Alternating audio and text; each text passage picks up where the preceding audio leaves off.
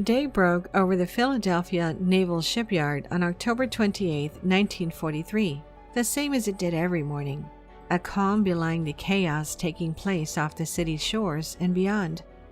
By that year, the United States' involvement in World War II had reached a fevered pitch as a vicious sea battle between Allied ships and German U-boats raged in the Atlantic.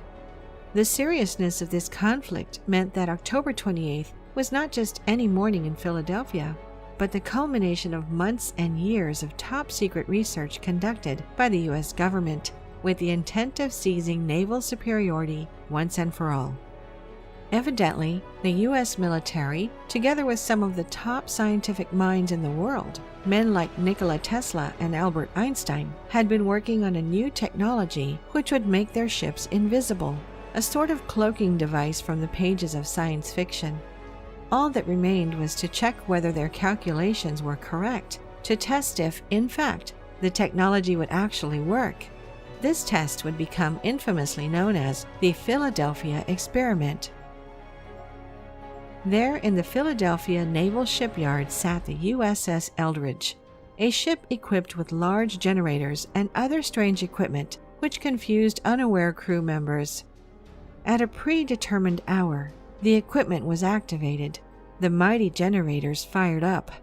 Suddenly, a bluish-green fog began to surround the Eldridge, and in a flash of light, the ship was gone, disappearing into thin air. A short time later, the Eldridge unexpectedly reappeared over 200 miles away in Norfolk, Virginia, a fact confirmed by the crew of the SS Andrew Forsyth, which was anchored in Norfolk on that day. Then, as suddenly as the Eldridge had appeared, it vanished again, before miraculously reappearing back in Philadelphia. Most incredibly, whatever had happened on its journey, the Eldridge appeared to have actually traveled 10 minutes back in time. Scientists and military personnel in Philadelphia rushed to the ship in a mad scramble to ascertain what had happened. What they found were scenes of unimaginable horror. Crew members covered in terrible burns, some actively engulfed in flames. Others had gone insane, screaming and rambling incoherently. Most disturbingly, some crew members had actually become embedded in the steel hull of the ship, fused, still alive, with body parts sticking out at grotesque angles. This is not the type of thing one sees on the evening news. Indeed, whatever happened that fateful day in Philadelphia allegedly caused the government to abandon the project and attempt to eliminate all record of the Philadelphia experiment ever having taken place. And they might have succeeded were it not for an eccentric author named Morris K. Jessup and the curiosities of circumstance. In 1955, Jessup wrote a book called The Case for the UFO, which spoke of anti-gravity, electromagnetism, and prehistoric superscience, making him something of a celebrity among conspiracy theorists. Perhaps accordingly, in 1956, Jessup received the first of what would become more than 50 handwritten letters from a man calling himself Carl M. Allen. In the letters, Allen claimed to have been a member of the crew of the USS Eldridge the day the Philadelphia experiment had taken place.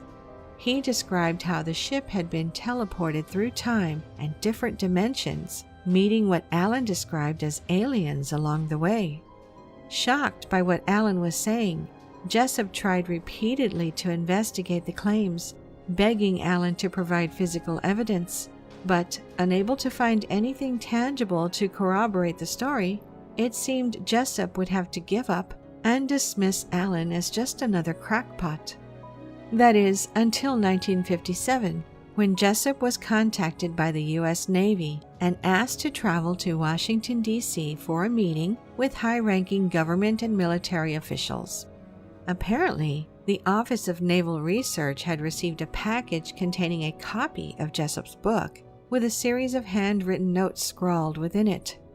The notes spoke of extraterrestrial technology and time travel.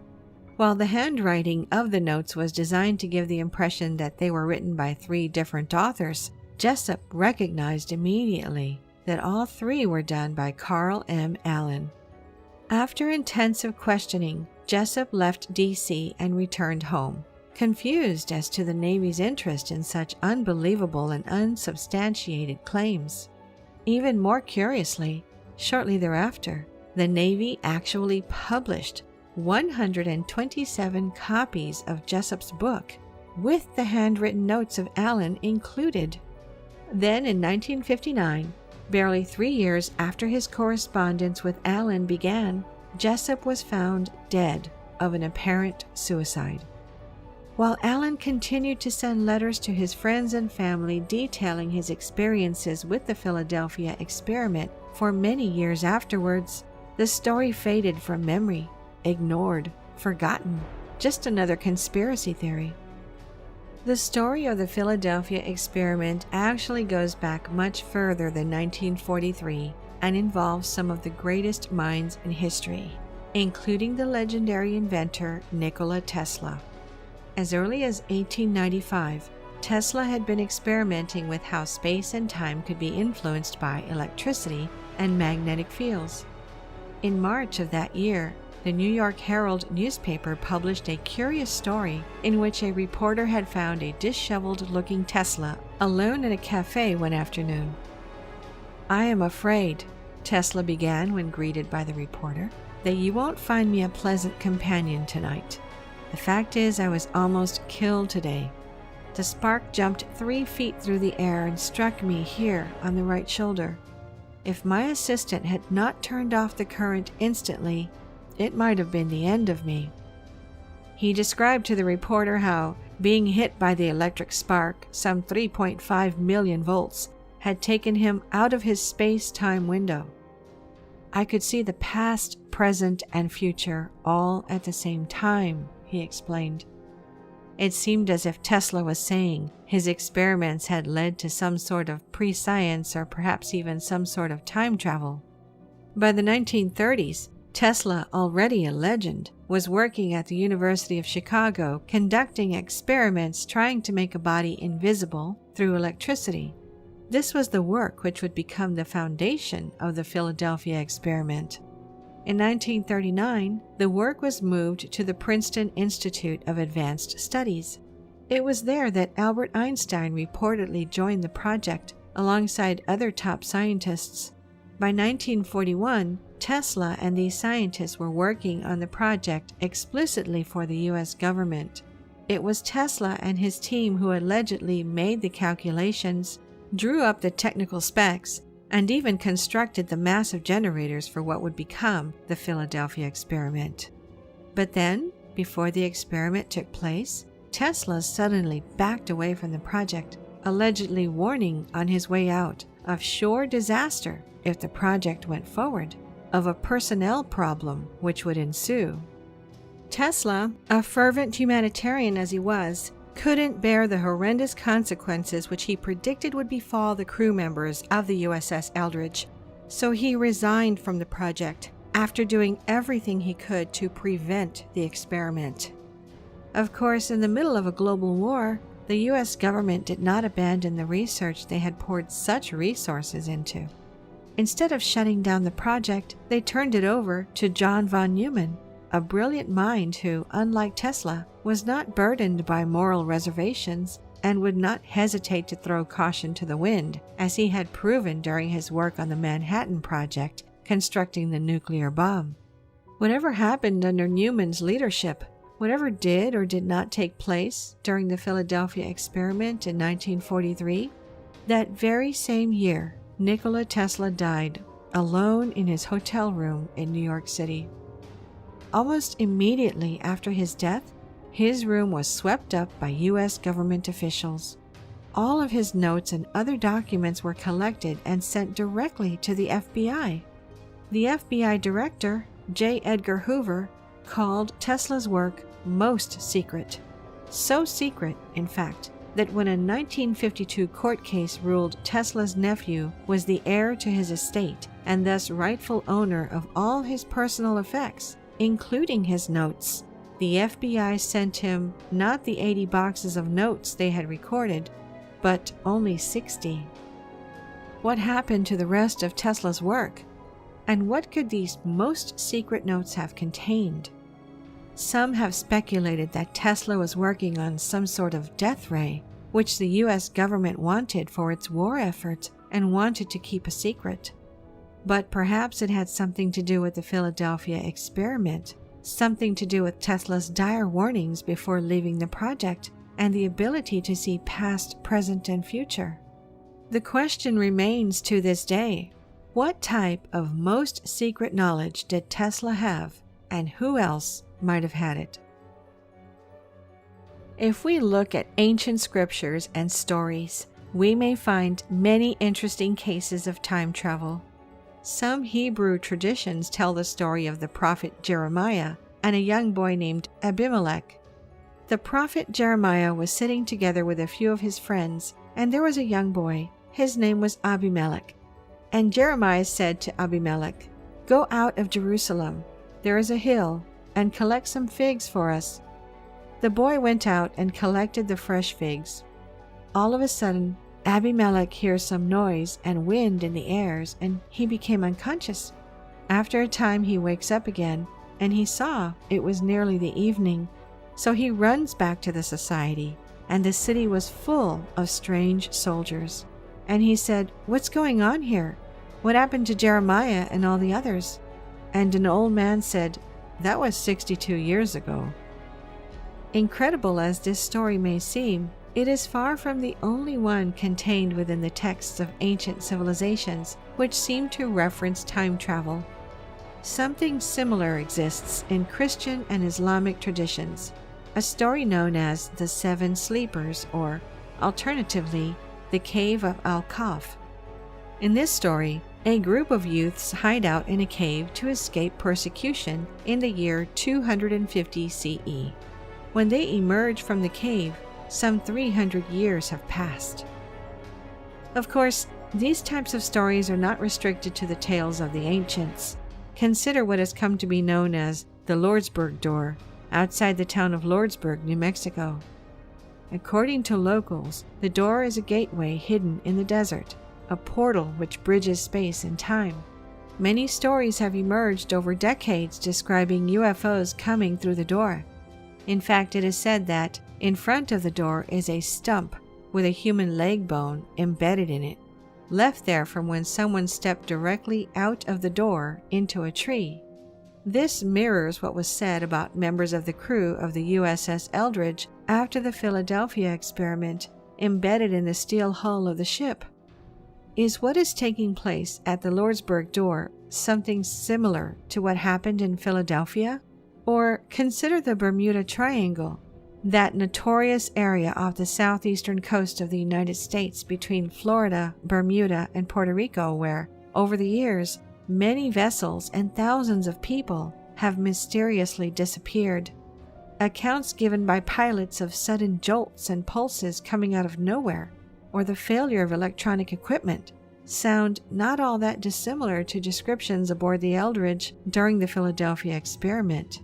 These types of accounts go back at least as far as Christopher Columbus, the famous explorer who, when he first reached the Bermuda Triangle hundreds of years ago, documented huge columns of fire crashing into the sea in his records. Remember the burning of the Eldridge crew members? But perhaps modern tales of anomaly and ancient myths are not enough to convince of the existence of time travel. Perhaps more tangible evidence is needed. Many would suggest this is where OOPArts, that is, out-of-place artifacts, come into play. An OOPArt is an artifact which does not make archaeological sense based on the time period it was discovered to be from. Over the years, many examples have appeared. In 1991, archaeologists in Russia found a series of small, coil-shaped artifacts in the Ural Mountains, dated at between 20,000 and 318,000 years old. They were coils, spirals, and shafts made from copper, tungsten, and molybdenum. Scientists concluded they could not be naturally occurring, that is, they must have been manufactured. In fact, scientists poured out that the pieces mirrored the components of modern nanotechnology. How could this be possible with artifacts from tens or even hundreds of thousands of years ago? Similar, perhaps even more dramatic examples have appeared elsewhere in Russia, such as outside of St. Petersburg, where archaeologists discovered a strange fossil which turned out to be some sort of machine made up of hundreds of toothed cylinders, metal parts forming a mechanism. Incredibly, it was dated at over 300 million years old. On the other side of the world, there was the discovery of the Klerksdorp spheres in South Africa. These were small balls dated at almost 3 billion years old, and yet their fibrous interior structure and intricate design, within 100,000ths of an inch from absolute perfection, led researchers to conclude the spheres had to have been manufactured by intelligent beings. There are some who have argued that the existence of OOPArts suggests a sort of prehistory, advanced civilizations and technology lost to recorded memory. Others believe they suggest the Earth must have been visited by advanced extraterrestrial life sometime in the distant past. Perhaps it was not aliens, but time travelers. Consider what archaeologists found in Crete in 2017. There they discovered, fossilized in the earth from over 5 million years ago, a trail of human footprints. Note, the human foot is distinctive, even and especially so from our primate ancestors. The human foot has no claws, and the sole of the foot falls flat on the ground. Most importantly, the big toe is in line with the other toes, as opposed to other primates where the big toe sticks out to one side, like the thumb on a hand. In other words, the footprints found in Crete were distinctly, shockingly human. How could this have been possible? Human footprints from a time when human beings did not even exist. How? Unless humans traveled back through time. We have a 20-minute video called Forbidden Archaeology. These artifacts shouldn't exist, which showcase some of the most incredible out-of-place artifacts discovered. A link to the video is in the pinned comment below. The good news is, when examining the question of time travel, one does not have to rely on hypotheticals and conjecture, nor conspiracy or myth. No, one might simply rely on the field of science. But first, let's examine a story from India. In the ancient Sanskrit epic known as Mahabharata, written around 400 BCE, there is a story of a king named Kakudmi who needed to find a husband for his only daughter. As fathers sometimes do, King Kakudmi found that no one was good enough for his little girl. In desperation, the king and his daughter traveled to the realm of the gods to ask the god Brahma for advice. When they arrived, Brahma was listening to a musical performance, and so they had to wait. When they finally gained an audience with Brahma, the king laid out his proposition. "To whom shall I betroth this daughter?" he asked. "I have come to you to ask on this point. I have searched for many princes and seen also a good many of them, and none of them is to my liking, and so my mind is not at rest." To this, Brahma laughed and replied, "O king, the princes that you thought would become the bridegroom of your daughter all died. Their sons and grandsons and their friends even have all passed away. Time," Brahma explained, "ran differently on different planes of existence. In the short time the king and his daughter had waited for an audience in the realm of the gods, 27 Chaturyugas, or 116 million years, had passed on earth." What is interesting about this story is not its purported truth or lack thereof, but rather how closely its conceptualization of time mirrors that of modern science, and specifically the work of Albert Einstein. In his 1905 theory of special relativity, Einstein described how time is relative to the observer's frame of reference. That is to say, it depends on the observer's motion and the strength of gravity. In other words, time would pass differently for a person in space than on Earth, as it does for King Kakudmi while in the realm of Brahma in the Mahabharata. Written nearly 2,500 years ago, the story of King Kukudmi is illustrating what modern scientists call time dilation. This is often expressed using the parable of the twins, as described in Forbes magazine. One twin stays home, while the other makes a round-trip voyage into outer space, traveling at nearly the speed of light for 10 years, as measured by the stay-at-home twin.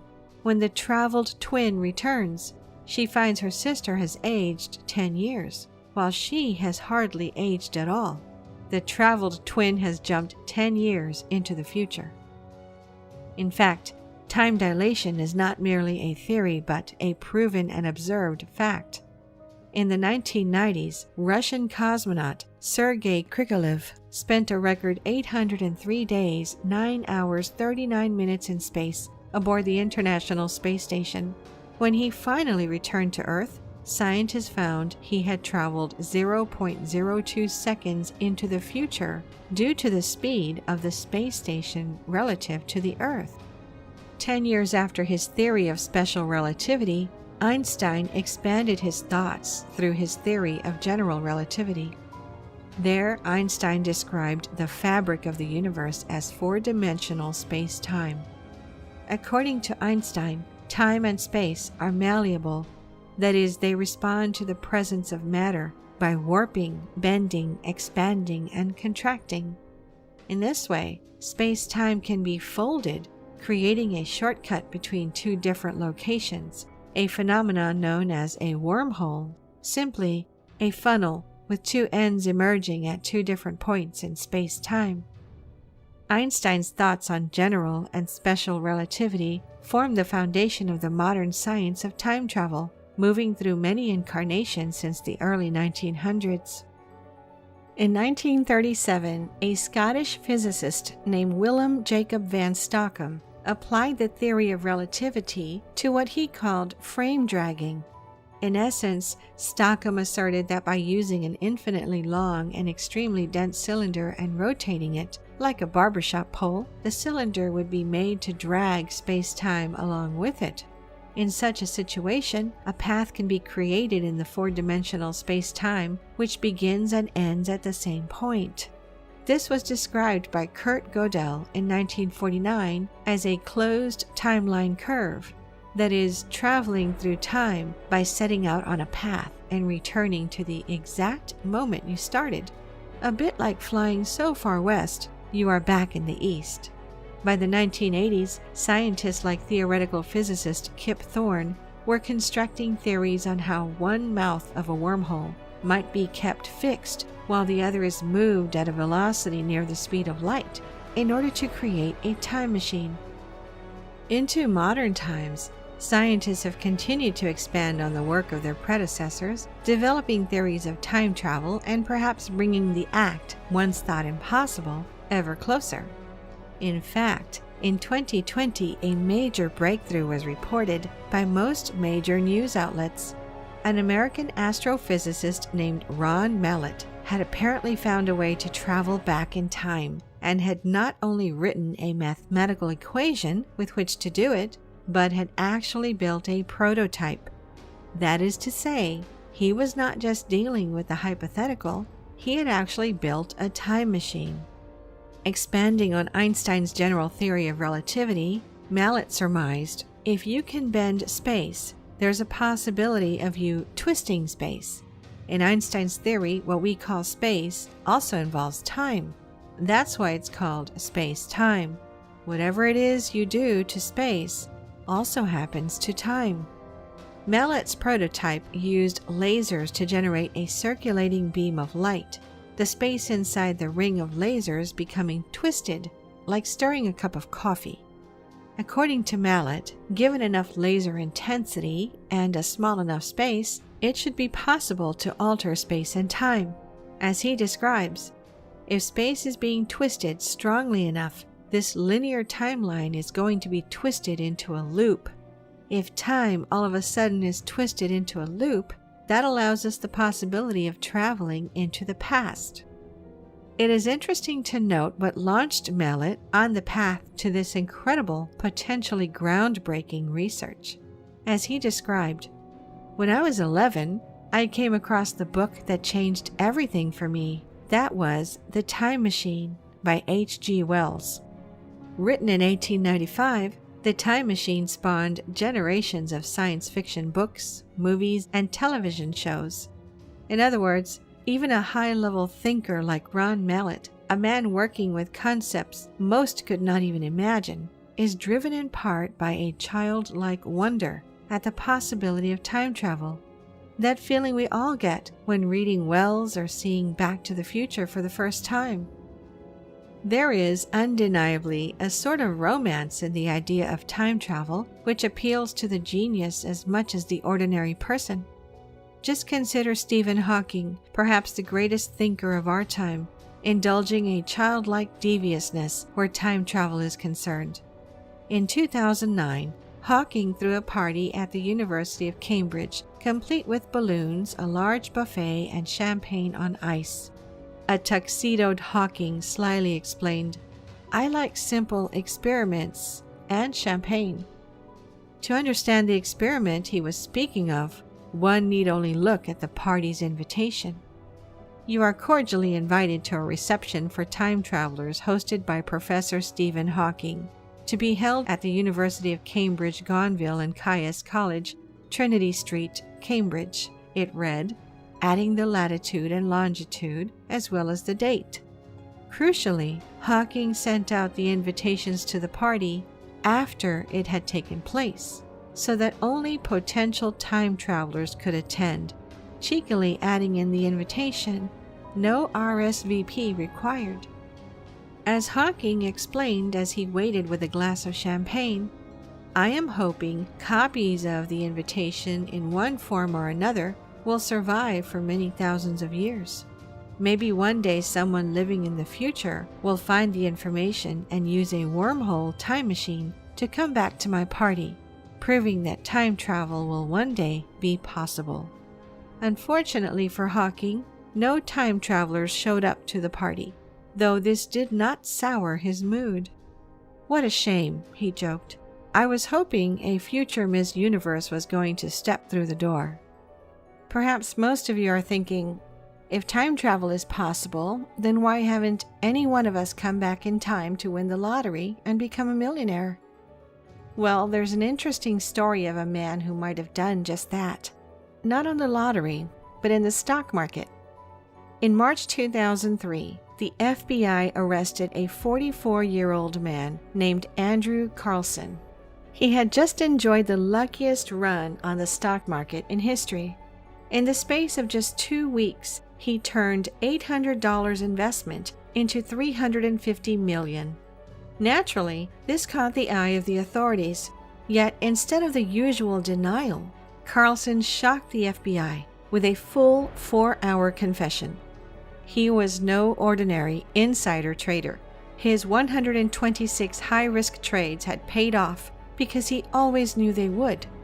Because Andrew Carlson was a time traveler, 250 years in the future. At first, Andrew's confession was not believed. A spokesman for the Securities and Exchange Commission, the SEC, said, "We don't believe this guy's story. He's either a lunatic or a pathological liar." But the fact is, with an initial investment of only $800, in 2 weeks' time he had a portfolio valued at over $350 million. Every trade he made capitalized on unexpected business developments, which simply can't be pure luck. If a company's stock rose due to a merger or technological breakthrough that was supposed to be secret, Mr. Carlson somehow knew about it in advance. The only way he could pull it off is with illegal inside information. He's going to sit in a jail cell on Rikers Island until he agrees to give up his sources. But Carlson never gave up his sources. In a bid for leniency, Carlson has reportedly offered to divulge historical facts, such as the whereabouts of Osama bin Laden and a cure for AIDS, only if they let him go back to the future. It's not known whether he did reveal these secrets. Though determined to prove him a liar, the FBI could find no records of Carlson's existence anywhere before December 2002. It was as if he never existed. On April 2, 2003, on his way to the court hearing, Andrew Carlson suddenly disappeared and was never seen again. His story was covered up and never mentioned in any media again. The SEC and the FBI denied it ever happened. Another interesting incident occurred in 1998, when Art Bell, host of the popular late-night American radio program Coast to Coast AM, was reading a fax he'd received over the airwaves to his listeners. As he did, an unbelievable story emerged. The author of the letter, a man named John Titor, claimed to be a time traveler from the year 2036. He explained that time travel was invented in 2034 and described in great detail how it was done. The episode of Coast to Coast AM generated a small stir before fading quickly into memory. That is, until the year 2000, when a series of unusual posts started appearing on early internet message boards written by one John Titor. The very first of his posts led off, "Greetings, I am a time traveler from the year 2036. I am on my way home after getting an IBM 5100 computer system from the year 1975. Through future posts, he expanded on his story. According to Titor, the IBM 5100 was needed in 2036 to debug equipment, but there were simply none left in existence at that time. Apparently, the 5100 was capable of reading old code written before the use of APL and BASIC. Interestingly, it has since been confirmed by IBM that the 5100 does in fact have a unique function which allows it to do this, a fact IBM kept secret for many years and John Titor almost certainly could not have known. So how did he? And more importantly, if he really was from the future, what else did he know? Through his internet posts, Titor revealed a number of predictions, perhaps revelations, about the future. He asserted that the United States would break down into civil war in 2004, resulting in the splintering of the country into 5 factions, the no longer United States of America. He claimed that World War III would break out in 2015 and that, additionally, the world would be ravaged by mad cow disease. In other words, he was likely not a real time traveler since these prophecies proved incorrect. Except, in one of his posts, Titor said the following: "As far as the future goes, your world line is about 2.5% different than mine. This is a roughly cumulative measurement based on my arrival in 1975. As far as I can tell right now, you are headed toward the same events I would call my history in 2036. Revisit Titor's predictions with this in mind. No, an American Civil War did not break out in 2004, except it was the year that George W. Bush was re-elected to the presidency as millions marched in the streets against his war in Iraq. This was perhaps the start of a period of rising civil unrest, which led to Occupy Wall Street, to Black Lives Matter, and to Donald Trump, a period which now sees the U.S. more polarized than ever, fractured into regional and political cliques. Perhaps Titor's assertion was more correct than it may have seemed. But surely he was wrong about World War III starting in 2015, except it was only 1 year later that Donald Trump was elected President of the United States and his administration launched a trade war with China. If there is to be a World War III, it is exceedingly likely that the 2 world superpowers of the United States and China will play a prominent role. Perhaps a trade war is merely the opening salvo in a real war, or perhaps, with the existence of nuclear weapons, an economic war is the only war possible to fight anymore. Finally, Titor's prediction that the world would be ravaged by mad cow disease. This one should be straightforward for those living in a world ravaged by the COVID-19 pandemic. Perhaps John Titor really did know what the future would hold, adjusted by approximately 2.5%. Could he really have been a time traveler?